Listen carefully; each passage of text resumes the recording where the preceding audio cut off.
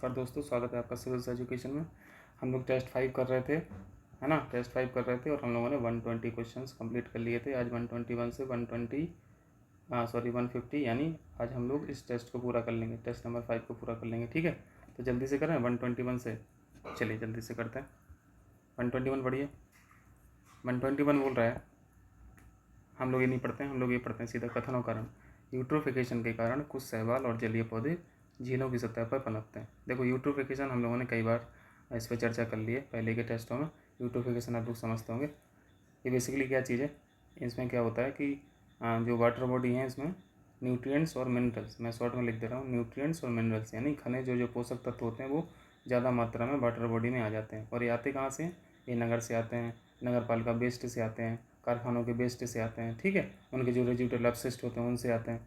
तो इस water body में जब इनकी मात्रा बहुत ज़्यादा हो जाएगी न्यूट्रिएंट्स और मिनरल्स की, तो यहाँ पे जलीय पौधे बहुत ज़्यादा मात्रा में पैदा हो जाते हैं। ठीक, यानी एल्गी और जो एक्वेटिक प्लांट्स हैं, एल्गी प्लस एक्वेटिक प्लांट्स, इनकी मात्रा बहुत ज़्यादा बढ़ जाती है। यानी आप पानी की सतह पर देखेंगे तो पूरा हरा हरा दिखाई देगा। एक तरह से यूट्रोफिकेशन जो है ना वो नेगेटिव चीज़ है इकोलॉजी के लिए, ठीक, इकोसिस्टम के लिए। ये पॉजिटिव शब्द नहीं है, मतलब एक प्रक्रिया पूरी है जो पानी को पॉल्यूशन करने वाली है। ठीक, जब किसी वाटर बॉडी में यूट्रोफिकेशन हो जाएगा, यहाँ की पूरी सतह हरे जलीय पौधों से भर जाएगी, तो यहाँ पे जो नीचे जलीय जो जीव हैं इनका क्या होगा? इनको ऑक्सीजन कहाँ से मिलेगी? तो क्या होता है कि यहाँ पे ऑक्सीजन डिमांड बढ़ जाती है, किनकी? इन जलीय जीवों की। ठीक है, oxygen demand, biological oxygen demand, BOD बोलते हैं सर। ठीक, ऑक्सीजन की कमी हो जाती है क्योंकि इनको सप्लाई करने के लिए जलीय पौधे जब इस सतह पर बहुत ज़्यादा इकट्ठे हो जाएंगे तो पानी में जितनी ऑक्सीजन रहेगी वो सब ये प्लांट्स ले लेंगे। बाकी जो यहाँ पे जो जीव जगत है उनको ऑक्सीजन कौन सप्लाई करेगा? तो उनकी डिमांड बहुत ज़्यादा बढ़ जाती है। ठीक है, तो ये यूट्रोफिकेशन होता है। हम लोग इसको इमेज से देख लेते हैं जल्दी, क्योंकि कई बार हम लोग इसको कर चुके हैं, आप लोगों को आसानी से समझ में आ जाएगा। मैं इसको बड़ा कर दे रहा हूँ, इसको देखिए। ये देखो, एक वाटर बॉडी है जो यूट्रोफिकेशन के दौरान पूरी पॉल्यूटेड हो चुकी है। ये पानी का सतह आपको पूरा दिख रहा है, हरा हरा दिख रहा है। ये क्या है? ये एल्गी प्लस एक्वेटिक प्लांट है। ठीक है, आपने गांव देहात में देखा होगा, अच्छा खासा शहरों में भी मिल जाता है। पूरा पानी हरा हरा हो गया और गंदा हो चुका है पानी। ठीक है, इस पानी की BOD बहुत ज़्यादा है, ऑक्सीजन की मात्रा पानी में कम हो चुकी है। ठीक है, लेकिन जलीय जीवों की जो एक्वेटिक फ्लोरा और फौना है उनका BOD बहुत ज़्यादा बढ़ चुका है। ठीक, उनको बहुत ज़्यादा ऑक्सीजन की डिमांड है, क्योंकि ऑक्सीजन जो थी पहले से वो तो ये सब ले गए, जो एक्वेटिक प्लांट थे वो ले गए, जो बहुत ज़्यादा मात्रा में एक्सेस हो गए थे। ठीक है, एक्सेस होने की वजह से ये BOD की मात्रा बढ़ी है। क्लियर है? यहाँ से देखिए, इसको समझ लीजिए। ये जो सेडिमेंट दिख रहे हैं यही आपके क्या है, इसको आप मिनरल्स और पोषक तत्व बोल लीजिए, इन्हीं सब में मिले होते हैं। ये धीरे धीरे इकट्ठे हो जाते हैं। इसी से क्या होता है, ये धीरे धीरे देखो प्लांट यहाँ पे आ रहे हैं ना, ये प्लांट धीरे धीरे यहाँ पे जम जाते हैं, सेडिमेंट्स की मात्रा बढ़ती जाती है और ये थोड़े समय में नहीं होता है, इनको अच्छा खासा समय लगता है। ये नेचुरल यूट्रोफिकेशन है, लेकिन हम लोगों ने ह्यूमन यूट्रोफिकेशन जो है आर्टिफिशियल वाला, इस प्रोसेस को थोड़ा सा तेज़ कर दिया है। थोड़ा सा क्या, बहुत तेज़ कर दिया है। ये 10 से 15 सालों में हो जाता है, जो सेंचुरी यहाँ पे लिखा है। आर्टिफिशियल यूट्रोफिकेशन तो बहुत कम समय में हो जाता है। तो सेडिमेंट्स भी भरते रहते हैं, इनका जो आपका वाटर बॉडी है वो छिछले हो जाते हैं, उथले हो जाते हैं। ठीक है, और यहाँ पे एक्वेटिक प्लांट्स जम जाते हैं। एक समय ऐसा आता है कि ये पूरी वाटर बॉडी में सेडिमेंट्स जम जाते हैं और यहाँ पे पूरा एक्वेटिक प्लांट्स और एल्गी वगैरह पूरा दिखता है। तो इतना ज़्यादा मात्रा में हो जाता है, पानी पॉल्यूटेड हो जाता है और एक्वेटिक जो यहाँ पे एनिमल है वो मरने की स्थिति में हो जाते हैं। ठीक है, तो ये नेगेटिव चीज़ है। क्लियर? अब जल्दी से हम लोग क्वेश्चन कर लेते हैं और हम लोग जल्दी से हो जाएगा क्वेश्चन। देखिए, पहला कथन लिखा है, यूट्रोफिकेशन के कारण कुछ शैवाल और जलीय पौधे झीलों की सतह पर पनपते हैं। बिल्कुल सही है। ऑक्सीजन, मिनरल्स और न्यूट्रिशंस इतने ज़्यादा आ जाते हैं आउटर से, एक्सटर्नल सोर्स से, इस कारण ये शैवाल हो जाते हैं और जलीय पौधे भी हो जाते हैं। क्लियर? कारण लिखा है, यूट्रोफिकेशन के कारण जल में ऑक्सीजन की कमी हो जाती है। ठीक है, ये भी ठीक है, लेकिन यहाँ पे एक चीज़ और लिखनी होती थी। यहाँ पे अगर ये BOD और लिख देते कि BOD की मात्रा बहुत ज़्यादा मात्रा में बढ़ जाती है, बायोलॉजिकल ऑक्सीजन डिमांड बहुत ज़्यादा बढ़ जाती है, तब ये कारण पूरी तरीके से सही हो जाता इस अभिकथन के लिए। ठीक है, तो अभी इस वजह से इसके ना लिखने के कारण ये दोनों तो सही हैं लेकिन एक्सप्लेन ठीक से नहीं कर रहा, तो इसका आंसर A ना होके इसका आंसर B हो जाएगा। क्लियर है? आगे बढ़ें, चलिए आगे बढ़ते हैं। 122 कीजिए। बायोस्फीयर के बारे में पूछ रहा है, बहुत आसान सा है। एक एक शब्द को पकड़ लिए, बहुत आराम हो जाएगा। बायो का मतलब क्या होता है? लाइफ। इतना तो आप लोग समझते हैं, है ना? तो एक ऐसा स्फीयर, एक ऐसा क्षेत्र जहाँ पे लाइफ संभव हो, जहाँ पे लाइफ पॉसिबल हो, वो बायोस्फीयर हो जाएगा। और लाइफ पॉसिबल ये कहीं भी हो सकती है, ये स्थल पे भी हो सकती है, जल में भी हो सकती है, हवा में भी हो सकती है, या तीनों का कॉमन एरिया हो सकता है। यानी ये क्षेत्र एयर हो सकता है, ये क्षेत्र आपका लैंड हो सकता है, ये क्षेत्र आपका वाटर हो सकता है, और ये क्षेत्र तीनों का कॉमन भी हो सकता है। ठीक है, क्लियर है? तो ये सब बायोस्फीयर है। ऐसा नहीं है कि सिर्फ कॉमन क्षेत्र को ही बायोस्फीयर बोलेंगे, ठीक है? क्योंकि आप देखेंगे कि सिर्फ एक ही बॉडी में भी लाइफ को उत्पन्न करने के लिए, लाइफ के एक एक लाइफ को जीने के लिए जो संभावित परिस्थितियाँ होती हैं वो सिर्फ एक बॉडी में भी हो सकती हैं, चाहे वो वाटर बॉडी हो, लैंड हो, स्थल भाग हो, या फिर हवा हो, या फिर तीनों का कॉमन एरिया हो। ठीक है? तो जैसे हम एक एग्जांपल दें डीप ओशियन की, समुद्र है, समुद्र के गहरे भाग को, सबसे नीचे वाले भाग को क्या बोलते हैं? यहाँ पे समुद्र नितल बोलेंगे ना इसको। तो यहाँ पे नितल पे भी बहुत सारी स्पीसीज ऐसी हैं जो सिर्फ वाटर बॉडी, मतलब यहाँ पे तल पे ही रह जाती हैं, वो कभी ऊपर आती भी नहीं है। उन्होंने कभी देखा ही नहीं है कि सूरज क्या है, उन्होंने कभी नहीं देखा कि सनराइज क्या है। ठीक है? वो नितल पे ही रहते हैं, कई किलोमीटर नीचे रह जाती हैं, और वो अपने पूरे पूरा लाइफ स्पान यहीं पे निकाल देती हैं। ठीक है? तो यहाँ पे लाइफ संभव तो है, यहाँ पे प्रजातियाँ जब रह रही हैं, पनप रही हैं, जी रही हैं, वहीं पे मर रही हैं, इसका मतलब है डीप ओशियन में भी लाइफ पॉसिबल है। लाइफ पॉसिबल है, इसका मतलब है कि डीप ओशियन भी बायोस्फीयर का भाग हो सकता है। क्लियर है? इतना समझ में आया? तो बस यही है बायोस्फीयर, बहुत ज़्यादा कठिन चीज़ नहीं है। यह पृथ्वी का एक हिस्सा है जहाँ जीवन की संभावना हो सकती है। ठीक है, बिल्कुल करेक्ट है। लेकिन आप लोग देखेंगे जब भी बुक्स में पढ़ेंगे तो आपको ये वाला फिगर जरूर मिलेगा। बायोस्फीयर जब भी पढ़ेंगे ये वाला फिगर मिलता है, ये अलग अलग सेपरेट करके नहीं दिखाते हैं। क्यों ऐसा? इसलिए दिखाया जा रहा कि बुक्स में यही लिखा है कि यहाँ पे, मतलब जहाँ पे एयर है, स्थल है और पानी है, यहाँ पे ज़्यादा संभावना है किसी भी जीवन को जीने के लिए। इसलिए बायोस्फीयर को इस फिगर से ज़्यादा डिफाइन किया जाता है। ठीक है? यहाँ पे जो हमने प्रजातियाँ बताई, एक वाटर बॉडी के, समुद्र के नितल पे, यहाँ पे संभावना बहुत कम है जीने की, इसलिए यहाँ पे प्रजातियाँ बहुत लिमिटेड है। ठीक है? एयर में जो बैक्टीरिया वायरस हैं वो भी तो एक ऑर्गेनिज्म है, वो भी तो, उनमें भी तो लाइफ है। लेकिन सिर्फ एयर में लाइफ की पॉसिबिलिटी बहुत कम है, सिर्फ लैंड पे लाइफ की पॉसिबिलिटी बहुत कम है। लेकिन ये तीनों का कॉम्बिनेशन रहेगा। जैसे हम लोग स्थल पर रहते हैं ना, तो हम लोग स्थल पर रहते हैं, लेकिन हवा तो मिल रही ना हमें, तो वो कहाँ से आ रही है? वो वो कहाँ से आ रही है बताइए? मतलब ह्यूमन जो रह रहा है वो इस कॉमन एरिया में रह रहा है, वो स्थल पे भी है, वो हवा का भी लाभ उठा रहा है, सांस ले रहा है, और वो वाटर के को पॉसिबल कर रहा है। ठीक, पॉसिबल कर रहा है, एक्सेस कर रहा है, यानी तीनों के क्षेत्र में ह्यूमन आ जा रहा है। लेकिन बहुत सी प्रजातियाँ आपने देखा होगा भी एग्जाम्पल में कि डीप ओशन में भी रह जाती हैं, जिंदा रहती हैं। तो ये जीवन की संभावना हो सकती है, जयमंडल बिल्कुल करेक्ट है। दूसरा देखिए, यह उत्तरी और दक्षिणी ध्रुवों यानी नॉर्थ पोल, साउथ पोल, और ये आपके ऊंचे पहाड़, मैं इसको मिटा दे रहा हूँ इंग्लिश वाले यदि लड़के देख रहे होंगे, स्टूडेंट देख रहे होंगे, तो उनको दिक्कत होगी। ये देखिए, यह उत्तरी और दक्षिणी ध्रुवों, ऊंचे पहाड़ यानी हाईएस्ट माउंटेन्स, और गहरे समुद्रों के चरम पर अनुपस्थित है। देखिए, अनुपस्थित पूरी तरीके से तो नहीं है, आप डीप ओशियन में भी जाएंगे तो वहाँ पर भी प्रजातियाँ हैं, और नॉर्थ पोल पे, साउथ पोल पे भी जाइए तो वहाँ पे भी कुछ लिमिटेड प्रजातियाँ मिलेंगी आपको। आप नॉर्थ पोल पे जाइए, आप साउथ पोल पे जाइए, आपको पोलर बियर मिलेगा, आपको सील मछली मिलेगी, आपको पेंगुइन मिलेगी, लेकिन ये लिमिटेड है। ठीक है? बहुत ज़्यादा नहीं है, इसलिए यहाँ पे अनुपस्थित लगा है, लेकिन ये पूरी तरीके से सही नहीं है, लेकिन इसको सही मान के चलना है आपको। ठीक है? क्योंकि यहाँ पे एक शब्द और चरम लिखा है, तो चरम के केस में हम लोग मान लेते हैं कि चलो वहाँ पे कोई पॉसिबिलिटी है ही नहीं लाइफ की। तीसरा पॉइंट देखिए, जैविक अवयव। जैविक अवयव मतलब ये बायोटिक लिविंग ऑर्गेनिज्म की बात कर रहे हैं, को संपूर्ण जैव मंडल में समान रूप से वितरित किया गया है। ऐसा कैसे हो सकता है? अब लिविंग ऑर्गेनिज्म की बात करेंगे, आप पोलर की बात करेंगे तो वहाँ पे तो लिमिटेड स्पीस हैं, लेकिन आप ट्रॉपिकल एरिया की बात करेंगे, ट्रॉपिकल यानी 23.5 नॉर्थ से 23.5 साउथ, इस रीजन में बात करेंगे तो यहाँ पे स्पीसीज की तो भरमार है। इसका मतलब है ये इक्वली डिस्ट्रीब्यूटेड नहीं है, यहाँ पे भरमार है स्पीसीज की, लेकिन पोल पे लिमिटेड है। ठीक है? पोल पे लिमिटेड है, तो ये यूनिफॉर्मली डिस्ट्रीब्यूटेड नहीं है। तीसरा पॉइंट गलत है। आप ग्लोब को देखेंगे और ट्रॉपिकल एरिया को देखेंगे, 23.5 नॉर्थ से 23.5 साउथ, यहाँ पे स्पीसीज़ की मात्रा बहुत ज़्यादा है। आप जैसे ही ऊपर बढ़ेंगे यहाँ पे स्पीसीज़ की मात्रा कम होती जाएगी, क्योंकि लाइफ को हाँ, लाइफ को अनुकूल करने वाली परिस्थितियाँ, लाइफ को सस्टेन करने वाली परिस्थितियाँ यहाँ पे ऊंचाई पे जाने पे कम होती जाती हैं। ठीक है, क्यों क्यों किस वजह से? ये टेम्परेचर की वजह से। तो इतना क्लियर है कि ग्लोब पे डिस्ट्रीब्यूशन कैसा है। ये इक्वेटर से ऊपर की तरफ जाओगे या नीचे की तरफ आओगे तो आपको डिस्ट्रीब्यूशन लगातार डिक्रीज होता हुआ दिखाई देगा स्पीसीज़ में। क्लियर है? तो 122 का क्या आंसर हो गया? तीसरा पॉइंट गलत हो गया, तो 1 और 2 सही है। एक छोटी सी चीज़ और है, ये समुद्र के चरम की बात कर रहे हैं। आपने एक शैडो जोन पढ़ा था पिछले क्वेश्चनों में, पिछले टेस्ट में शैडो जोन पढ़ा था। शैडो जोन ऐसा जोन है जहाँ पे पानी स्टेबल रहता है, मूव नहीं करता है, वहाँ पे सन की रेज बिल्कुल भी पहुँच नहीं पाती, वहाँ पे स्पीसीज़ का कोई नामो निशान नहीं रहता है।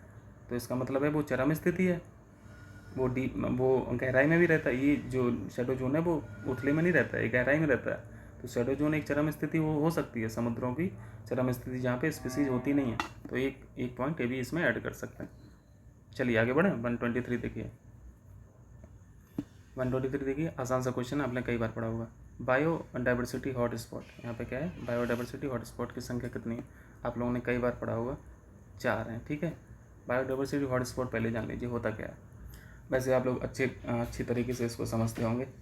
बायो का मतलब आपने अभी जाना लाइफ है। ठीक है, ये लाइफ यानी ये बायोटिक एलिमेंट की बात करता है जहाँ पे स्पीसीज़ हैं। ठीक है, डाइवर्सिटी का मतलब आप लोग समझते हैं समृद्धता। समृद्धता मतलब बहुत ज़्यादा मात्रा में रहना चाहिए स्पीसीज़। और स्पीसीज ऐसा नहीं कि एक ही स्पीसीज़ की बहुत ज़्यादा संख्या हो, ऐसा नहीं। स्पीसीज़ में डाइवर्सिटी होनी चाहिए, मतलब एक स्पीसीज़, 2 स्पीसीज़, 3 स्पीसीज़, ऐसी बहुत सारी स्पीसीज़ होनी चाहिए। ठीक है, एक भी हो सकती है, एक को आप गलत नहीं कह सकते हैं, लेकिन यहाँ पे डाइवर्सिटी का मतलब है स्पीसीज डाइवर्सिटी से। ठीक, लेकिन इसका बिल्कुल भी मतलब नहीं है कि एक स्पीसीज में डाइवर्सिटी नहीं हो सकती है। क्लियर है? हॉटस्पॉट से मतलब है आपका कि संकट में है, ये जो स्पीसीज हैं संकट में है। तो आपने बायोडाइवर्सिटी हॉटस्पॉट के लिए कितनी कंडीशन पढ़ी है? पहली कंडीशन है कि समर्थता होनी चाहिए, यानी डाइवर्सिटी तो होना ही चाहिए। दूसरी मेन कंडीशन है कि ये जो स्पीसीज़ हैं इसमें क्या होना चाहिए? एंडेमिक होना चाहिए। ये स्पीसीज एंडेमिक होना चाहिए। एंडेमिक का मतलब है नेटिव। ये स्पीसीज सिर्फ उसी जोन की रहने वाली हों और कहीं दुनिया में पाई नहीं जाती हों। ठीक है, एंडेमिक का मतलब समझे? नेटिव, हिंदी में लिख दूँ स्थानिक। ये मेन कंडीशन है हॉटस्पॉट की, बायोडाइवर्सिटी हॉटस्पॉट की, इसको नहीं भूलना है, स्थानिक को। तीसरा पॉइंट है ये संकटग्रस्त होना चाहिए। यदि ये 3 चीज़ें हैं तो आप उसको बोल सकते हो कि बायोडाइवर्सिटी हॉटस्पॉट है। अभी संकट कितना होना चाहिए? 50% होना चाहिए, 60%, 70%, ये सब चीज़ें हम लोग बाद में डिस्कस कर लेंगे। अब ये मोटा मोटा जानिए कि ये कंडीशंस होनी चाहिए। 4 कौन कौन से हॉटस्पॉट हैं हम लोग मैप पर देख लेते हैं जल्दी से। देखो, एक हॉटस्पॉट आपने पढ़ा होगा पश्चिमी घाट, पढ़ा है? ये पश्चिमी घाट, इसको मार्क कर देते हैं। ठीक है, इतना क्लियर? ये कौन सा घाट है? वेस्टर्न घाट। अगर हम दूसरे हॉटस्पॉट की बात करें तो हम इसमें हिमालय लेंगे। ठीक है, ये हिमालय ले लेंगे, यहाँ से यहाँ तक और यहाँ से यहाँ तक, ये हिमालय हो गया। क्लियर है? ये दूसरा हॉटस्पॉट है। मतलब ये सीक्वेंस वाइज नहीं है, मतलब ऐसा नहीं समझना कि दूसरा नंबर जो है वो हिमालय ही है। तीसरा हॉटस्पॉट जो है इसको इंडो बर्मन एरिया बोलते हैं। ठीक है, Indo Burma area. Indo Burma में अंडमान भी आता है। क्लियर? अंडमान भी आता है। चौथा जो है उसको बोलते हैं सुंडालैंड। ठीक, सुंडालैंड में सिर्फ निकोबार आता है, इसको याद रखना है। तो हम यहाँ पे जल्दी से लिख दें, यहीं पे लिख दे रहे। ये कौन सा हॉटस्पॉट है? ये वेस्टर्न घाट है, वेस्टर्न घाट। ये कौन सा है? हिमालय। और ये कौन सा है? Indo Burman, Indo Burma. और ये कौन सा है? सुंडालैंड। सुंडालैंड में निकोबार, यहाँ याद रखना निकोबार। अंडमान नहीं आता सुंडाबार में, अंडमान वाला कुछ हिस्सा जो है वो इंडो बर्मन में आ जाता है। क्लियर? तो ये पहला, ये दूसरा, ये तीसरा और ये चौथा, ये 4 अपने हॉटस्पॉट हैं। ठीक, क्लियर? चलें क्वेश्चन पे। स्ट्रेट फॉरवर्ड क्वेश्चन है, जल्दी से कर लीजिए। कौन सा ग्रीन हाउस गैस नहीं है? आपने अच्छी खासा पढ़ा होगा इसको, तो ग्रीन हाउस गैसेस कौन सी हैं आपने पढ़ा है। मैं यहाँ पे लिख लिया हूँ पहले से ताकि समय कम लगे। देखिए, वाटर वेपर यानी जल वाष्प ग्रीन हाउस गैस है। Carbon dioxide, methane, ozone, nitrous oxide, CFC, HFC, ये भी ग्रीन हाउस गैसेस हैं। इसको मत समझना, ऐसा मत समझना कि CFC सिर्फ ओजोन डिप्लीशन के लिए, ओजोन डिप्लीट जो होता है वो CFC से ही होता है, ऐसा मत समझना। एक ग्रीन हाउस गैसेस के ये ग्लोबल वार्मिंग के लिए भी जिम्मेदार हैं, ठीक है। और HFC तो जानते हैं ये ग्रीन हाउस गैसेस से 1000 गुना पावरफुल है ना। कि गाली संशोधन जो हुआ था ये तो इसी के लिए हुआ था कि भैया HFC को कम कर लो, नहीं तो ये ओजोन के साथ साथ ये ग्लोबल वार्मिंग को इतना ज़्यादा बढ़ा देगा कि हालत ख़राब हो जाएगी फिर नेचर की, ठीक है। तो HFC CFC भी ग्रीन हाउस गैसेस में काउंट होने लगी हैं, ठीक है। यहाँ पे कौन सा ऑप्शन जो है जो नहीं है green house gas, nitrogen dioxide यानी NO2, ये ग्रीन हाउस गैस नहीं है, क्लियर है। बाकी हैं, आंसर 124 का डी हो गया। चलिए आगे बढ़ते हैं। 125 देखिए, फॉरेस्ट रिपोर्ट है, इंपॉर्टेंट है, हर 2 साल में आती है, ठीक। ये बाइनियल रिपोर्ट होती है, हर 2 साल में आती है। 19 के संदर्भ में विचार करना, जल्दी से देख लीजिए। यह रिपोर्ट 3 वर्षों में एक बार प्रकाशित की जाती है, गलत है, 3 वर्ष में नहीं 2 वर्ष में होती है। वेरी वेरी इंपॉर्टेंट, 2 वर्ष में एक बार आती है, ठीक। दूसरा पॉइंट देखिए, इस रिपोर्ट के अनुसार देश के कुल भौगोलिक क्षेत्रफल, आप बता सकते हैं कितना अपना भौगोलिक क्षेत्रफल है, इसको याद रखिए। मतलब कहीं पूछता नहीं है इतना खास, लेकिन एक मतलब याद होना चाहिए कि हमारा क्षेत्रफल है कितना एक्चुअली इंडिया का, 33 lakh square kilometre, 33 lakh square kilometre, ये अपना पूरा क्षेत्रफल है इंडिया का। इसमें से वन क्षेत्र कितना बोल रहे हैं, देखो फॉरेस्ट कवर अलग चीज़ है और ट्री कवर अलग चीज़ है। तो यहाँ पे इन्होंने लिखा है कि 33 लाख स्क्वायर किलोमीटर में टोटल फॉरेस्ट कवर और ट्री कवर जो है वो 24.56% है। वेरी वेरी इंपॉर्टेंट, ये एग्जैक्ट डेटा याद होना चाहिए आपको। इसमें इतना नहीं चलेगा कि 24.86, ठीक है, इतना नहीं चलेगा, एग्जैक्ट याद होना चाहिए, ठीक है। तो ये डेटा याद रखेंगे। और इसमें है क्या क्या शामिल है, इसमें ट्री कवर भी है और फॉरेस्ट कवर भी है। फॉरेस्ट कवर यानी वन आच्छादित क्षेत्र और ट्री कवर यानी वृक्ष आच्छादित क्षेत्र। ये tree cover plus forest cover मिला के बनता है 24.56, ठीक है। तो इसमें ज़्यादा कौन सा होगा, ऑब्वियसली फॉरेस्ट कवर की मात्रा ज़्यादा होगी, इसमें ट्री कवर इसमें कम होगा, है ना। तो यहाँ पे अलग अलग लिख देता हूँ क्योंकि ये बहुत इंपॉर्टेंट क्वेश्चन है, पूछता है। मैं ट्री कवर लिख दे रहा हूँ यहाँ पे, ट्री कवर यहाँ पे समझ जाएंगे आप लोग। ट्री कवर कितना है, 2.89%, किसका, इसका, ठीक।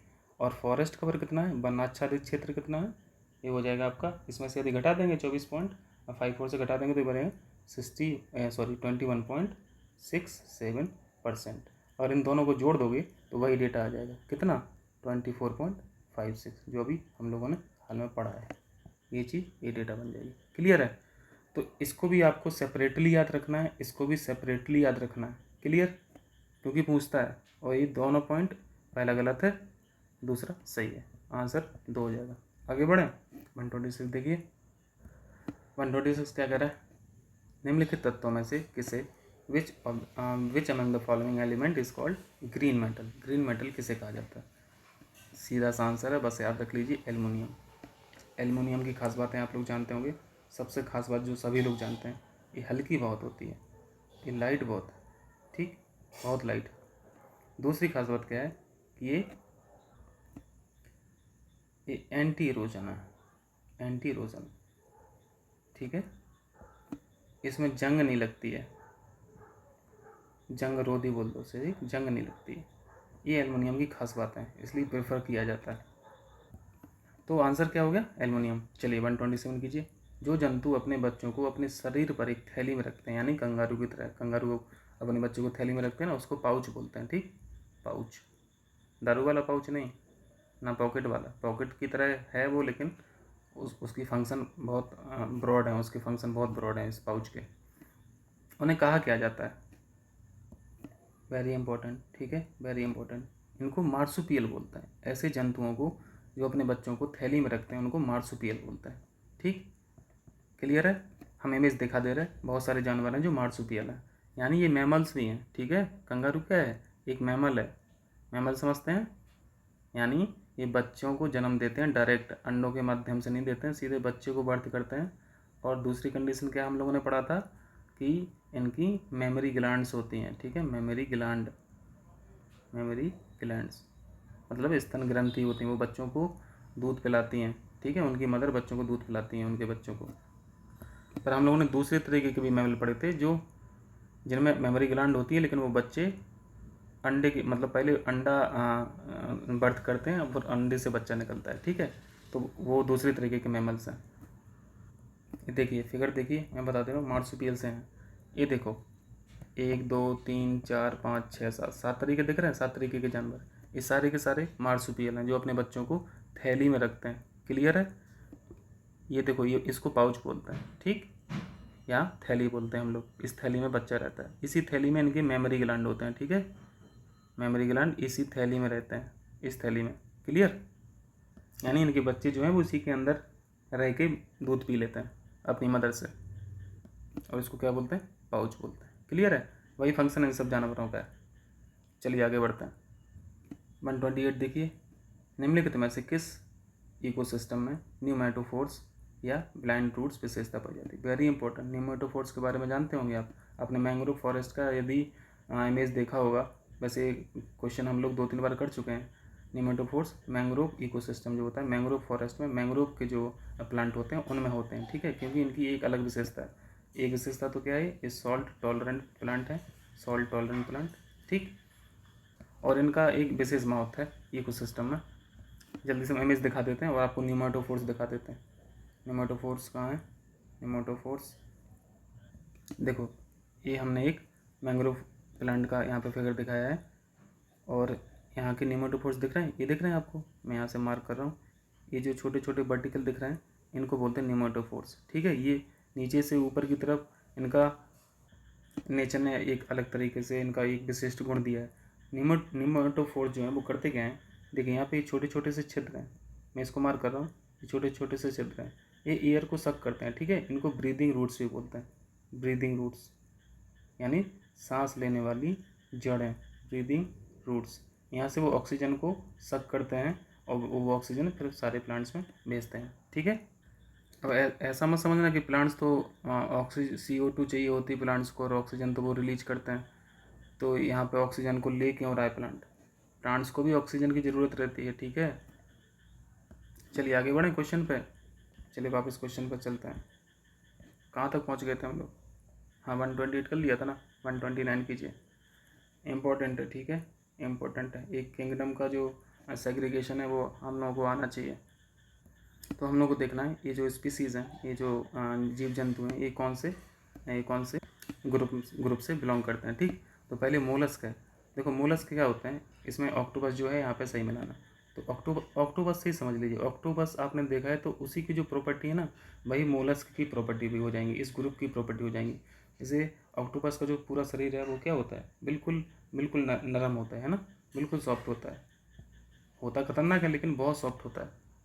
एक ऐसी जानवर स्क्विड भी है, स्क्विड को यूट्यूब पे देखना, बहुत नरम है, ऐसे जेली जैसे लगेगा, बिल्कुल जैसे हाथ में लोगे तो फिसल जाएगा, लेकिन इनकी खोपड़ी पे जो कवर रहता है ये बहुत मजबूत रहता है, बहुत मजबूत। तो इस तरह की जो प्रॉपर्टी है वो मोलस्क की, ठीक है। हम लोग अभी इमेज देखते हैं और इसमें कौन कौन से जानवर आते हैं वो अभी आप लोगों को और क्लियर हो जाएगा। हम लोग थोड़ा थोड़ा सा यहाँ पे भी देख लें। एनिलिड्स जो ग्रुप है, इसकी क्या विशेषता है?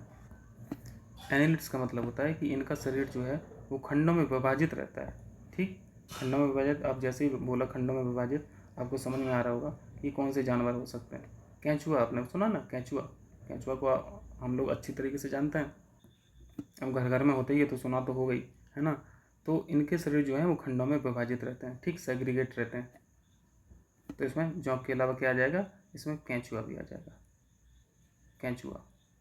तो ये एनिलिड्स की विशेषता होती है, शरीर खंडों में विभाजित होता है, उनके पैर नहीं होते हैं, इनके हाथ पैर नहीं होते हैं। केंचुआ का कौन सा हाथ पैर हम लोगों ने देख लिया, लेकिन इसको हाथ पाँव ना होने से आप इसको सांप का एग्जाम्पल ना ले लेना। सांप अलग चीज़ है, वो अलग किंगडम में आता है, वो रेप्टाइल्स में आते हैं, ठीक है, क्योंकि सांप का जो शरीर है वो खंडों में विभाजित नहीं है केंचुए की तरह। तो एनिलिड्स की विशेषता हम लोगों ने देख ली और इसका भी सही मैच है, ठीक है। ये जो एर्किनिड्स हैं, एर्किनिड्स मतलब 8 पाँव वाले जो जीव हैं, 8 लेग्स, 8 लेग समझते हैं, मकड़ी अपने बिच्छू, ये जो है 8 पाँव वाले हैं। 8 पाँव वाले जो जीव हैं वो एर्किनिड्स में आते हैं, ठीक। तो ये भी सही मैच है, क्लियर। ये जो लास्ट ग्रुप बचा है क्रेस्टेसियस, इसमें ज़्यादातर जीव जो रहते हैं ना वो समुद्र के नीचे वाले हिस्से में रहते हैं, मतलब नितल पे ज़्यादा रहते हैं, ठीक। और इनकी विशेषताएं कुछ कुछ मोलस्क से मिलती हैं। इनके आवरण भी जो ऊपर वाला होता है बहुत कठोर होता है। जैसे आप एक एग्जाम्पल लीजिए केकड़े का, तो केकड़े का पता है ऊपर वाला हिस्सा बहुत बहुत मजबूत रहता है, यानी मतलब इनके शरीर के ऊपर भी एक बाहरी आवरण रहता है क्रेस्टेसियस में। तो ये भी केकड़ा सही मैच है, ठीक। अब हम लोग फिगर से देखते हैं तो और क्लियर हो जाएगा। ये जो आपको पहला फिगर दिख रहा है, पहला फिगर दिख रहा है ये वाला, ये क्रेस्टेसियंस का है, जो चौथा वाला ऑप्शन था। इसमें आपको केकड़े दिख रहे होंगे, ये लोबस्टर है, ठीक है। जापान और चाइना में तो इसको दबा के खाते हैं। ये बहुत क्या बोलते हैं इसको, ये मतलब वहाँ का फेमस सी फूड है केकड़े। और ये लोबस्टर, लोबस्टर तो बहुत ज़्यादा मात्रा में, ये भी बहुत ज़्यादा मात्रा में वहाँ पे खाया जाता है। वैसे छोड़ते तो वो लोग कुछ नहीं है, पर इनका ज़्यादा दिखता है, लोबस्टर बहुत पसंद करते हैं। ये जो नीचे फिगर दिख रहा है, इसमें देखिए, इसमें कितने पाँव दिख रहे हैं, 1 2 3 4 5 6 7 8, 8 पाँव हैं। यहाँ पे जो भी जीव देखेंगे उनके 8 पाँव दिखेंगे। और 8 पाँव जो होते हैं वो कौन से ग्रुप में आते हैं, एरकेनेट। अभी हम लोग पढ़े एरकेनेट, याद रहेगा। यानी इनके 4 जोड़ी पैर होते हैं। चींटी जो है, चींटी के 6 पाँव होते हैं, इसलिए उसको इंसेक्ट जगत में लाते हैं, ना कि इस जगत में। आर्कनेट्स में नहीं आती हैं चींटी, ठीक है, वो इंसेक्ट जगत में आती है, इंसेक्ट किंगडम में, क्योंकि उसके 6 पैर होते हैं, यानी 3 जोड़ी पाँव होते हैं, ठीक। तो ये हो गया। अब बाकी स्क्रीनशॉट लेके देखते रहना है कौन कौन से जीव हैं। चलिए यहाँ पे नीचे देखिए, ये एनिलिडा संख्या है, जिनके शरीर जो खंडों में विभाजित हैं, आप लोगों ने पढ़ा है। और ऐसे को क्या बोलते हैं, ये एनिलिड्स हैं, लिखा हुआ है एनिलिडा, एनिलिडा ग्रुप है। इसमें एक कैचुआ दिख रहा है आपको, ठीक। और ये लास्ट वाला जो है, ये देखो आपको एक घोगा दिख रहा होगा, स्टार फिश है, जिनका बाहरी आवरण बहुत बहुत भयानक रहता है, मतलब इसको तोड़ भी नहीं सकते, हथौड़ा चाहिए होगा तोड़ने के लिए। ये शंख है, पूजा पूजा में बजाते हैं ना पंडित जी लोग, वो भी एक स्पीसीज़ है। और ये मोलस्क, ठीक है, ये मोलस्क है, इसी में ऑक्टोपस आता है। क्लियर, आगे बढ़ें। 133 देखिए, जस्ट फैक्ट है, याद रखना है बस। किस ग्रीन हाउस गैस में सर्वाधिक ग्लोबल वार्मिंग क्षमता है, यानी ग्लोबल वार्मिंग पोटेंशियल सबसे ज़्यादा किसमें है। क्वेश्चन का मतलब है कि इसमें कौन सा सब्सटेंस है जो सबसे ज़्यादा ग्लोबल वार्मिंग को पार्टिसिपेट करता है इसमें। एक है हाइड्रोफ्लोरो सॉरी सल्फर हेक्साफ्लोराइड, इसका नाम याद रखना। इसका पोटेंशियल जो ग्लोबल वार्मिंग पोटेंशियल है GWP, ये बहुत ज़्यादा है। ये तो मतलब एटमॉस्फेयर अर्थ सरफेस से जो भी हीट रिलीज होती है, और यहाँ पे अगर सल्फर हेक्साफ्लोराइड की एक लेयर है, तो ये तो बिल्कुल छोटी सी भी मात्रा में वातावरण में इसको अंदर से एंटर नहीं करने देगी। ग्रीन हाउस गैसें बेसिकली है क्या, एक ग्लोब पे एक लेयर बना लेती हैं, है ना। और जो भी हीट सीक्रेट होती है निकलती है पृथ्वी के सरफेस से, इसको ट्रैप कर लेती हैं, बाहर नहीं निकलने देती। अंदर तो आने देती हैं लेकिन बाहर नहीं निकलने देती, ये तो ग्रीन हाउस गैसेस करती हैं। लेकिन यहाँ पे यदि ये SF6 आ जाएगा, सल्फर हेक्साफ्लोराइड, तो ये तो मान लो अगर बाकी सब गैसों में थोड़ा बहुत रिलीज हो भी जाती होगी बाहर, लेकिन SF6 तो और कोई चांस ही नहीं है कि बाहर थोड़ी सी भी मात्रा में पास हो जाए। और ये लंबे समय तक रहती भी है, और इनका लंबा समय तो बहुत ज़्यादा है, 3200 साल लिखा है। 3200 साल समझ रहे हैं ना, ये बहुत लंबा समय है, 3200 शताब्दियाँ। मतलब एक बार रिलीज हो गई अगर SF6 तो वो 3200 साल तक रह जाएगी पृथ्वी पर। चलिए 131 देखिए, भारत में कोविड-19 टीके के प्रबंधन के लिए सशक्त समिति के अध्यक्ष चेयरमैन के रूप में किसे नियुक्त किया गया। जस्ट फैक्ट है, बस याद रख लीजिए, RS शर्मा है, ठीक है, RS शर्मा। चलिए इस तरह के क्वेश्चन हम लोग थोड़े से तेज़ी से करेंगे, और जो जो फैक्चुअल है वो फैक्ट की तरह पढ़ेंगे, और जो कॉन्सेप्चुअल है थोड़ा हम लोग उस पर डिस्कस कर लेंगे। 132 देखिए, सबसे वृद्ध जीवित ओलंपिक चैंपियन ने अपना 100वां जन्मदिन मनाया, क्या बात है। तो ये कौन है, ये एग्नेस कैलेटी हैं, ये महिला हैं, ठीक है, महिला हैं, इनको देख लीजिए, ये हैं एग्नेस कैलेटी। देखो ये उस टाइम की रही होगी जब ये ओलंपिक गेम्स खेलती रही होंगी, और ये अभी ये 100 साल की हो गई हैं, ठीक, 100 ईयर। चले आगे बढ़ें। 133 देखिए, न्यूमोसिल के संदर्भ में बताना ये क्या चीज़ है। पहली चीज़ तो ये वैक्सीन है, ठीक है, वैक्सीन है, पहला पॉइंट हो गया। दूसरा पॉइंट क्या है, इसको सीरम इंस्टीट्यूट ऑफ इंडिया ने बनाया है, SII, very very important institution. अभी तो पहले तो हम लोग नहीं जानते थे, लेकिन अब हम लोग जान गए, कोरोना ने सिखा दिया सब। Serum institute of India SII, headquarter कहाँ है, मतलब ये कहाँ पे है, ये लैब प्रयोगशाला कहाँ पे है, ये इंस्टीट्यूट कहाँ पे है, पुणे में। भूलना मत, क्वेश्चन आने वाला है, ऐसा यही कहाँ पे है, ठीक है। और ये बच्चों वाला टीका है, ठीक है, नीमोसिल बच्चों वाला टीका है, बच्चों का टीका। क्लियर।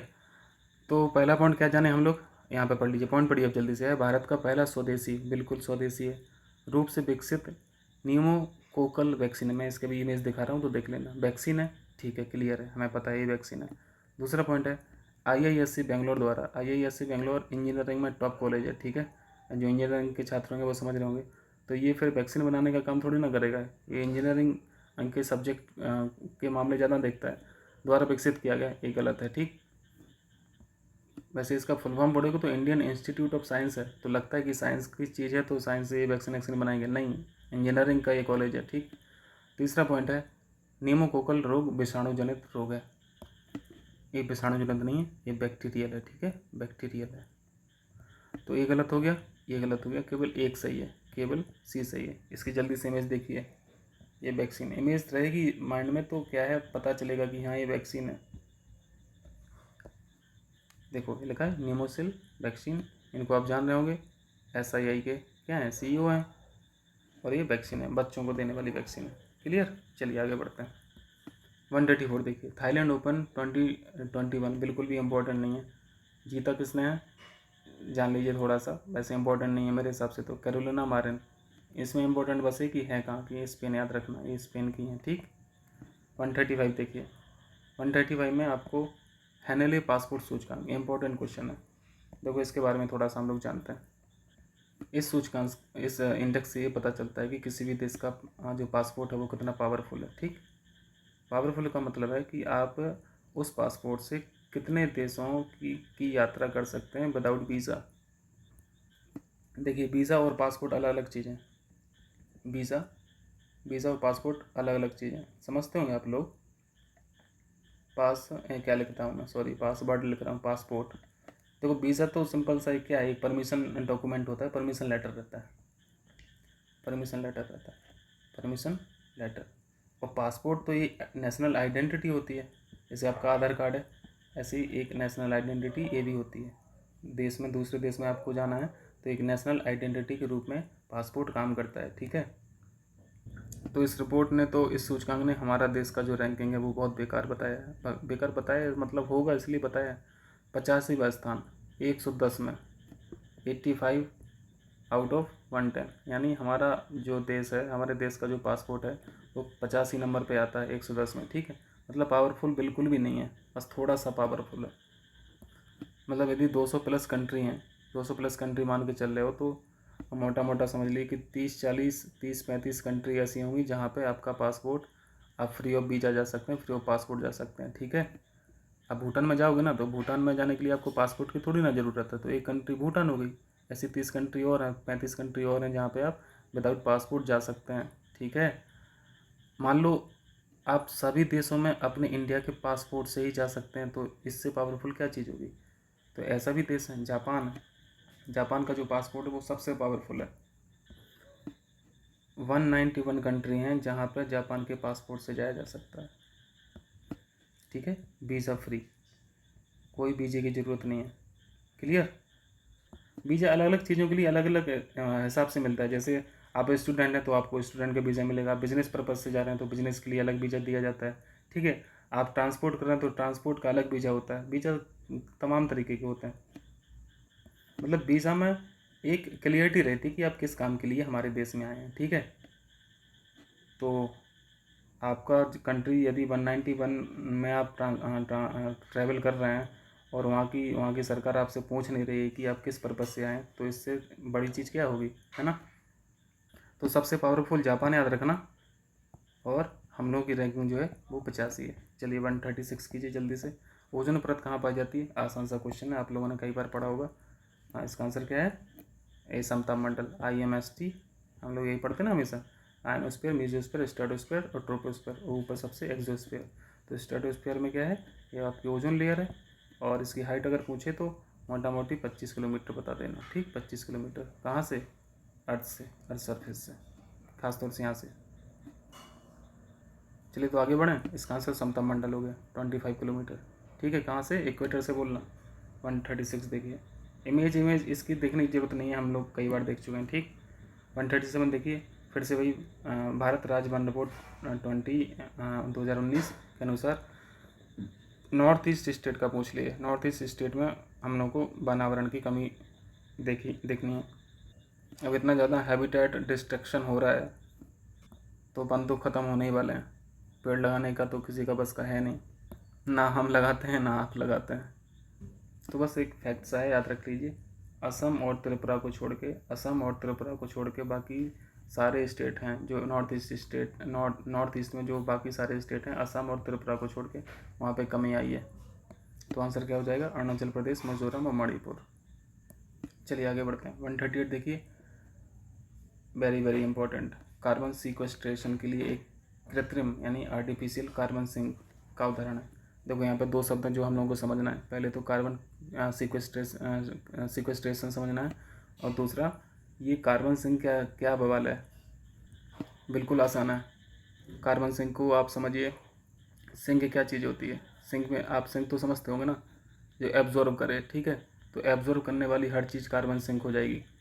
यानी कार्बन को एब्जॉर्ब करने वाली जो चीज़ है वो कार्बन सिंक है।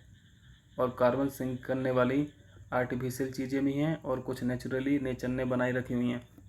जैसे आप लोग ओशियन पढ़ते होंगे, ओशियन से बड़ा कोई कार्बन सिंकर नहीं है, क्योंकि ओशियन नेचुरली कार्बन को एब्जॉर्ब करता रहता है। ठीक है, यही तो नेचर की खासियत है जो हम लोग पढ़ते हैं कि प्रकृति अपने आप को बैलेंस करती रहती है। तो ये बैलेंस क्या है? यही सब चीज़ें तो आती हैं बैलेंस में। यानी कार्बन को खाने वाली जो चीज़ें हैं वो कार्बन सिंक है। हर चीज़ जो कार्बन को खा ले वो क्या है? वो कार्बन सिंक का काम करती है। और कार्बन सीक्वेस्ट्रेशन क्या है? ये एक टेक्निक है। टेक्निक किसकी? इसी चीज़ की। पर्यावरण में जो भी ऑक्सीजन बोल रहा हूँ, CO2 है, इसको आप अलग क्यों नहीं कर लेते हैं? इन्वायरमेंट से इसको अलग कर लीजिए। जो एक्सेस मात्रा में CO2 पैदा हो रही है वातावरण में, उसको टेक्नोलॉजी के द्वारा इसको सिंक कराइए, उसको पकड़ के रखिए, गड्ढे में डालिए, समुद्र में फेंकिए। समुद्र में फेंकने की ज़रूरत है नहीं, क्योंकि समुद्र तो अपने आप ही फेंक ले रहा है अपने में। तो बस अभी साधारण सा मतलब हम लोग को ये समझना है कि वायुमंडल से कार्बन डाइऑक्साइड को निकालना ही कार्बन सीक्वेस्ट्रेशन है। क्लियर है? तो जो नेचुरल कार्बन सिंक का काम करते हैं, जैसे आपने एक एग्जाम्पल पढ़ा है, आपने ओशियन पढ़ा है ना, ओशियन होते हैं, इसमें अपने ग्रासलैंड्स भी आ जाते हैं। ये सब नेचुरल कार्बन सिंक है। अब सोचिए ये सब ना होते तो कार्बन डाइऑक्साइड की मात्रा कितनी ज़्यादा हो जाती। और ग्रीन हाउस गैसेस में सबसे बड़ा पार्टिसिपेंट तो CO2 का है। तो ये तो चौपट कर देता। टेम्परेचर तो अभी हम लोग देख रहे होते 70 से 80, अभी तो जल के खाक हो जाते हैं। ये आपके ट्रॉपिकल फॉरेस्ट ये सब चीज़ें आती हैं। इसमें शैवाल भी आ जाते हैं, एलिक भी आते हैं, इसमें वेटलैंड्स भी आते हैं। अब दिख रहा है वेटलैंड्स का इंपॉर्टेंस दिख रहा है कार्बन सीक्वेस्ट्रेशन में। इसलिए इन सबको संरक्षित रखने की बहुत ज़्यादा ज़रूरत है, क्योंकि नेचर फिर अपने आप को बैलेंस नहीं कर पाएगी। यदि ये सब इम्बैलेंस हुए तो नेचर इम्बैलेंस हो जाएगी। कार्बन सीक्वेस्ट्रेशन करेगा कौन? कार्बन सिंक का काम कौन करेगा? यदि आप सब इन सबको चौपट कर देंगे, हम सब इन सबको चौपट कर देंगे तो एक क्वेश्चन में नेचुरल ना पूछ के आर्टिफिशियल पूछे। आर्टिफिशियल कौन सी चीज़ है जो कार्बन सिंक का काम करता है? ठीक, तो ये जो ये दलदली भूमि है ये आर्टिफिशियल नहीं है, ये नेचुरल है। ये जो वन है, फॉरेस्ट है, कैल्प फॉरेस्ट है, ये टाइप होते हैं फॉरेस्ट के। कभी फॉरेस्ट वो पढ़ेंगे वनों का तो देखेंगे उसमें, ये भी नेचुरल है। ठीक है, प्रवाल भित्ति ऑब्वियसली ये नेचुरल है। ठीक, समाप्त हुए तेल भंडार जो है वो आर्टिफिशियल है। तो आंसर C हो जाएगा। 139 देखिए, क्लियर है ना? चलिए 139 देखिए, कोयला आधारित विद्युत स्टेशन। आपको पता है कोयला से क्या बिजली बनाते हैं हम लोग, और ये बोल रहे हैं अम्लीय वर्षा में योगदान देते हैं। अब कार्बन डाइऑक्साइड निकलेगी तो बिल्कुल होगा। कोयले में क्या है? ये तो पूरा कार्बन ही तो है। लेकिन एक चीज़ और जाननी है कि कोयले को जब जलाते हैं तो कार्बन के साथ साथ सल्फर प्लस नाइट्रोजन के ऑक्साइड भी निकलते हैं। Carbon plus sulphur plus nitrogen, इनके ऑक्साइड भी निकलते हैं कोयले को जलाने पर। और बाद में यही सल्फ़र और नाइट्रोजन के ऑक्साइड ये चेंज हो जाते हैं किस में? अम्लीय वर्षा में। यानी अम्लीय वर्षा होने से पहले ये कन्वर्ट हो जाते हैं नाइट्रोजन ऑक्साइड में और सल्फ़र डाइऑक्साइड में। नाइट्रोजन ऑक्साइड में प्लस सल्फ़र डाइऑक्साइड। ठीक है, NO2 और SO2 में चेंज हो जाते हैं। और ये तो एसिड है ना, और ये किसी के ऊपर बरसेंगे तो तबाही तो मचेगी, यानी स्किन पे गिरेंगे तो फफोले वगैरह पड़ेंगे, और बहुत ज़्यादा मात्रा में गिर गए तो छेद भी कर सकते हैं। तो पहला पॉइंट क्या है, पहला पॉइंट पढ़िए, पहला पॉइंट सही है कि गलत है? पहला पॉइंट ठीक है। दूसरा पॉइंट है, जब कोयला जलता है तो कार्बन डाइऑक्साइड उत्सर्जित होती है, ठीक है। कोयले की दहन क्रिया द्वारा कार्बन डाइऑक्साइड उत्सर्जित होती है, इसमें प्लस ये भी लिखना चाहिए। सिर्फ कार्बन डाइऑक्साइड से एसिड रेन नहीं होती, इसको एसिड रेन बोलते हैं, ठीक है, एसिड रेन। इसमें प्लस करके उनको ऐसा लिखना चाहिए था, NO2 भी लिखना चाहिए था, साथ में SO2 भी लिखना चाहिए था, तब जाके कारण सही होता। इसके ना लिखने की वजह से कारण गलत हो गया, ठीक है। तो ये अपने आप में तो सही है ही, ये भी अपने आप में सही है, लेकिन इसको ना लिखने की वजह से एसिड रेन में हेल्प नहीं हो पा रही है।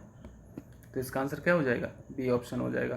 दोनों सही हैं, लेकिन एक्सप्लेन नहीं कर रहा है यार ए को। 120 140 देखिए, एजेंडा 21 वेरी वेरी इंपॉर्टेंट। 1992 याद आ रहा, अर्थ समिट याद आ रही है, अर्थ समिट, ठीक है, वहीं पे ये रेजोल्यूशन लिया गया था एजेंडा 21 का। SDG याद रखना सब, SDG वेरी वेरी इंपॉर्टेंट है, 17 है ना, याद रखना 17 के 17।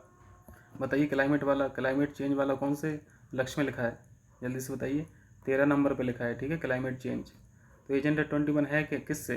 ऑब्वियसली सतत विकास से, सस्टेनेबल डेवलपमेंट से, ठीक है। ये कितने हैं? 17 हैं। इस पर सभी सरकारों को काम करना है मिलके। 141 देखिए जल्दी से। भारत का पहला राष्ट्रीय उद्यान, यानी India's first national park was established in the year, किस वर्ष स्थापित किया गया था? जिम कॉर्बेट, कई बार पढ़े होंगे जिम कॉर्बेट। स्थापना कब हुई थी? 1936 में, ठीक है। और यहाँ से कौन सी नदी बहती है? एक बार UPSC क्वेश्चन पूछा था, गंगा मत लगा देना, ना ही हमने लगा देना, रामगंगा, ठीक है, रामगंगा नदी बहती है यहाँ से। और अगर हम पूछे फर्स्ट मेराइन नेशनल पार्क कौन सा है? मेराइन, समुद्री national park, marine national park. तो हम लोगों ने कल देखा था ना टेस्ट में, ऐसा है सुबह जो अपलोड किया था वीडियोस में था, रन का कच्छ, कच्छ का जो रन है वहाँ पे क्या है? पहला मेराइन नेशनल पार्क बना हुआ है, ठीक। तो ये वाला जो नेशनल पार्क है ये कॉर्बेट हो गया, और मेराइन का पूछे तो रन ऑफ कच्छ बोल देना। चलिए 142 देखिए, बिलो 50 इम्पोर्टेंट है। यूके का इनिशिएटिव है। यूके ने इनिशिएटिव लिया कि हम यहाँ पे 50 का जो मतलब है ना, वो 50% से याद रखना, ठीक है। हम कार्बन का उत्सर्जन 50% से कम करेंगे, ठीक है। तो इसके लिए ईंधन भी तो चाहिए वैसे, जो कार्बन डाइऑक्साइड को कम से कम सीक्रेट करें। ऐसे ईंधन कहाँ है हमारे पास? पेट्रोल डीजल के अलावा जो रिन्यूएबल जो रिसोर्स हैं उनको तो आप यूज ही नहीं कर रहे हैं। तो यूके का टारगेट ये है कि हम ऐसी कंपनियों की संख्या में वृद्धि करेंगे, एक कंपनी से भी रिलेटेड है, ठीक है, बिलो 50।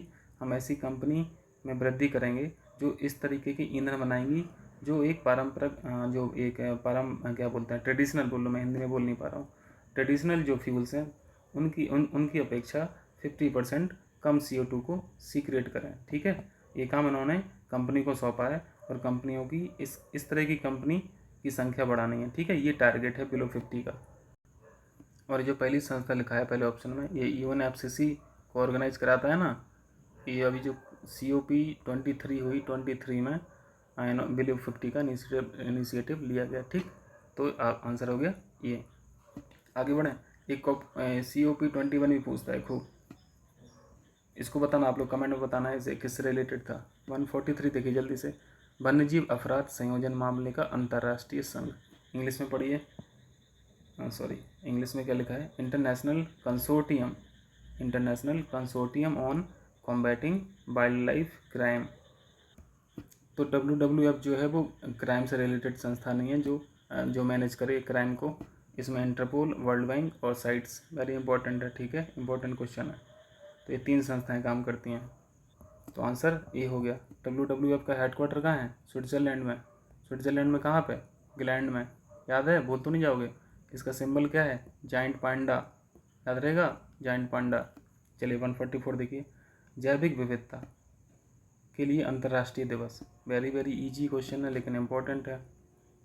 22 मई हम लोग सब लोग जानते हैं। इसकी थीम बताओ यार, थीम चलिए कमेंट में बताइए, ऐसे मैं बता दे रहा हूँ। देखो 22 जो डेट है इस पर काफ़ी एनवायरमेंट से रिलेटेड डे हम लोग सेलिब्रेट करते हैं। जैसे हम लोग 22 मार्च की बात करें, जल्दी से बताइए 22 मार्च किसका होता है?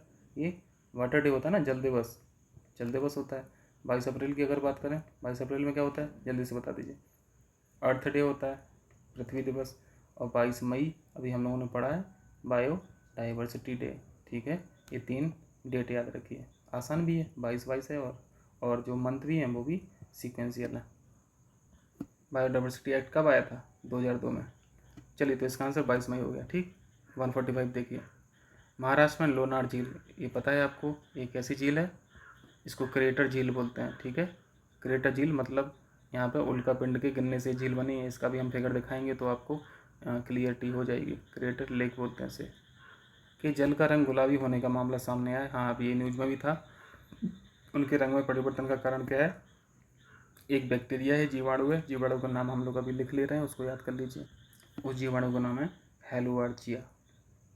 हेलोआर्चिया पूछ लेगा, सिर्फ हेलोआर्चिया ही पूछ लेगा कि हेलोआर्चिया अभी हाल ही में न्यूज में आई है क्या, लिख लेगा। एक जहाज़ लिख देगा, एक पनडुब्बी लिख देगा, या फिर एक मिसाइल लिख देगा, एक जीवाणु लिख देगा, एक बारिश लिख देगा, कुछ भी लिख देते हैं। आंसर पता होना चाहिए, जीवाणु। ठीक है, लोनार लेक को देखना है, चलिए जल्दी से देख लीजिए, 2-4 सेकंड लगेगा। लोनार लेक कहाँ पे है, ये है लोनार लेक। देखिए, दिख रहा है बिल्कुल गड्ढा सा, एक गड्ढे में पानी भरा हुआ है। ये उल्का पिंड के गिरने से बनी है, इसलिए इसको क्रेटर लेक बोल रहे हैं, क्रेटर झील। और ये खारी झील है। ठीक है, ये खारी झील है। खारी झील किस लिए होगी, पर पानी, कोई नदी इसमें आके गिरी नहीं रही होगी तो खारी हो जाएगी। और महाराष्ट्र में टेम्परेचर ठीक ठाक रहता है, तो क्या हो जाएगा, एवापोरेशन होगा वाटर का। टेम्परेचर ज़्यादा रहेगा तो क्या रहेगा, लवणता बढ़ेगी कि नहीं बढ़ेगी, सैलिनिटी बढ़ेगी।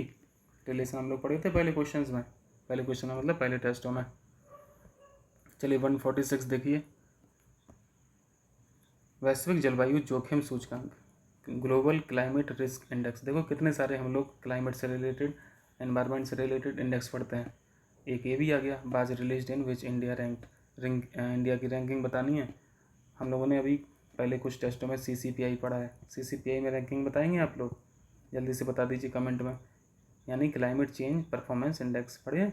एक हम लोगों ने उसी टाइम पे एक क्वेश्चन और था, EPI, इन्वायरमेंटल या इन्वायरमेंट प्रोटेक्शन इंडेक्स, इसमें भी हम लोग रैंक पढ़े थे। इसमें हम लोगों ने चर्चा की थी कि इसकी रैंकिंग बहुत बेकार रहती है और इसकी रैंकिंग अच्छी रहती है। हम लोग ये भी जाना था कि ऐसा क्यों होता है ना, वो पिछले वीडियो में हम लोग पढ़े थे, यहाँ पर डिस्कस नहीं करते हैं। अब ये तीसरा आ गया, ग्लोबल क्लाइमेट रिस्क, यानी GCRI आ गया। इसमें रैंकिंग कितनी है, तो इसमें रैंकिंग 7वीं है, याद रखना। 21 का डेटा है, इंपॉर्टेंट है, 7वीं। चलिए आगे बढ़ें, 147 देखिए, पुस्तक को लेखक से मैच कराना है। एक क्वेश्चन हमेशा आता है और आपको एक बुक पे क्वेश्चन हमें तैयार करना ही पड़ेगा। ठीक है, हम आपको इतनी इमेजेस दिखा देंगे कि आप इसको मैचिंग में तो करा ही ले जाएंगे। कम से कम 1-2 भी आपने पढ़ी हुई आ गई आपकी, तो आपका काम बन जाएगा। ठीक है, और इसमें आराम से एक भी बुक यदि आपको पता हो तो आपका आंसर बन जाता है। देखिए ए वाले ऑप्शन के कॉलम में देखिए, सब में अलग अलग है, 4, 1, 3, 2, यानी एक किताब भी पता होगा आपको तो आपका काम बन जाएगा। ठीक, तो हम लोग इसको डायरेक्ट चलते हैं इमेज से, क्योंकि ऐसे तो हम लोग पढ़ते रह जाएंगे, याद कभी रहेगा नहीं। कहाँ गया, मिलता भी तो नहीं है जल्दी। हाँ चलिए मिल गया, मैं इसको जूम कर दूँ। एक किताब उसमें लिखी हुई है फ्रैक्चर्ड फ्रीडम। ठीक है, फ्रैक्चर्ड फ्रीडम याद रखना है, कोवाद घेंडी। ठीक है, याद रहेगा। इमेज देख लीजिए, स्क्रीनशॉट ले लीजिए, आपका समय वेस्ट ना हो, गूगल पर सर्च करें, वहाँ पर देखें, सीधा यहीं से स्क्रीनशॉट मारिए। एक किताब वहाँ पे लिखी है, by many a happy accident, recollection of life, ये पूरी किताब का नाम लिखा है। एक इसकी है मोहम्मद हामिद अंसारी, पूर्व वाइस प्रेसिडेंट। ठीक, याद रहेगा। 2 किताबें और लिखी हैं, Jhumpa Lahiri, very very important, इनकी किताब अक्सर पूछ ली जाती है।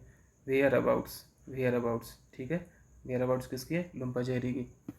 ये हैं बाजाहत हबीबुल्लाह, इन्होंने क्या लिखा है, my years with Rajiv, triumphs and tragedy. याद रहेगा, अभी नहीं याद रहेगा, अब इसको कल देखोगे तो फिर याद रहेगा, परसों देखेंगे फिर याद रहेगा, आज तो नहीं याद रहेगा। चलिए तो फिर वापस चलें क्वेश्चन पर। अब जल्दी से मैच करा लेना, अब हम लोग उसको मैच कराने में टाइम वेस्ट नहीं करते हैं ना, आप लोग जैसा बोलें, यहीं पे समय निकल जा रहा है। तो हम लोग एक देख लेते हैं, वेयर अबाउट्स किसकी, झुम्पा जी की है, झुम्पा लाहिरी की। ए का 4 है, ए का 4 लगा दो, ए का 4 एक ही ऑप्शन में आंसर है। बाकी देख लेना आप लोग, ठीक। चले आगे बढ़ें। 148 देखिए, 21 में खेलो India ice hockey tournament. Ice hockey हो रहा तो ऑब्वियसली जहाँ पे बर्फ़ होगी वहीं पे होगा। तो ऑप्शन भी तो ऐसे दिए हैं चारों में जहाँ पे जहाँ पे बर्फबारी ठीक ठाक होती है और बर्फ़ रहती है, ग्लेशियर्स हैं। तो टूर्नामेंट कहाँ पे हुआ? ये लद्दाख में हुआ, ठीक है। जस्ट फैक्ट है, याद रख लो, बहुत ज़्यादा बड़ी चीज़ नहीं है। 149 देखिए, भारत के एकमात्र स्वदेशी, वेरी इंपॉर्टेंट, स्वदेशी टीके आपको पता है, आपने तो रट गया होगा। कोविशील्ड किसकी है? ये SII की है, ठीक है, SII की, यानी सीरम इंस्टीट्यूट ऑफ इंडिया की है। हेडक्वार्टर कहाँ है इसका? हेडक्वार्टर जल्दी से बताइए। हेडक्वार्टर पुणे में है, वेरी इंपॉर्टेंट, पूछेगा क्वेश्चन। लेकिन जो इंडिजिनस जो है यानी स्वदेशी जो है वो कोवैक्सीन है। कोवैक्सीन किसने बनाई है? भारत बायोटेक ने, Bharat biotech, very very important. और इसकी इफिशियंसी भी ज़्यादा बताई जा रही है, किसकी? कोवैक्सीन की। तो आंसर क्या हो गया? कोवैक्सीन। बनाया किसने? भारत बायोटेक ने। एक इंस्टीट्यूट ऑफ आप लोग याद रखें, बहुत इंपॉर्टेंट है, national institute of virology, NIV, very very important, ये भी पुणे में है। नेशनल इंस्टीट्यूट ऑफ वायरोलॉजी, ये इम्पोर्टेंट है, और SII इम्पोर्टेंट है, भारत बायोटेक इम्पोर्टेंट है। कहाँ पे? ये पता होना चाहिए, ये तो बहुत बार पूछा है PCS। ये कहाँ पे? ये हैदराबाद में है। 3 इंस्टीट्यूट याद होगी, अब तो याद होना चाहिए। कोविड का इतना तबाही मचा के रखा है, तो अब तो याद होना ही चाहिए। लास्ट क्वेश्चन आज का, और ये टेस्ट खत्म हो जाएगा हम लोगों का। 2021 में पद्म विभूषण, देखो पद्म जो पुरस्कार हैं वो 3 कैटेगरी के होते हैं ना। सबसे पहले कौन से आते हैं? विभूषण जो होते हैं वो सबसे टॉप रैंक के होते हैं, यानी पद्म विभूषण लिख दें इसको, ये पहले रैंक के होते हैं। फिर इसके नीचे जो अवार्ड मिलते हैं वो पद्म भूषण, ठीक है, इसको PV लिख दे रहे हैं। और तीसरे जो होते हैं उनको पद्म श्री बोलते हैं, ठीक। तो ऑब्वियसली जब ये बड़ी रैंक का है तो ये कम लोगों को मिलेंगे, ये फिर उससे ज़्यादा लोगों को मिलेंगे, और पद्म श्री तो इसमें लाइन लग जाएगी, ठीक है। तो ज़्यादातर यही पूछता है। और इसमें एक नाम आपको याद रखना है, ये शिंजो आबे जो हैं जापान के, इनको भी मिला है पद्म विभूषण, शिंजो आबे। इसमें बस यही याद रखना है आपको, ज़्यादातर पॉसिबिलिटी यही क्वेश्चन पूछेगा। वैसे 7 लोगों को मिला है, ठीक है। 7 लोगों को देखो, 7 लोगों को तो याद नहीं रख सकते ना हम लोग, लेकिन साथ में अगर 2-3 याद हैं तो हम लोगों का काम बन जाएगा। तो संजू आबे तो याद रहना ही चाहिए। तो एक आंसर तो, अच्छा यहाँ पे नहीं पूछा है ना, तो नहीं जो है वो चंद्रशेखर कमरा है, इनको पद्म विभूषण ना मिलके पद्म भूषण मिला है, ठीक। बाकी 3 लोग जो हैं इनको पद्म विभूषण मिला है, ठीक है। तो ये आज का वीडियो था, और आप लोगों का जुड़ने के लिए बहुत बहुत शुक्रिया। अगर कोई कमी लग रही हो वीडियो में तो प्लीज़ हमें थोड़ा सा बताइए, तो मैं इम्प्रूव करने की कोशिश करूँगा। आप लोगों का बहुत बहुत शुक्रिया, ठीक है, थैंक यू। 5 टेस्ट हम लोगों ने ख़त्म कर लिए।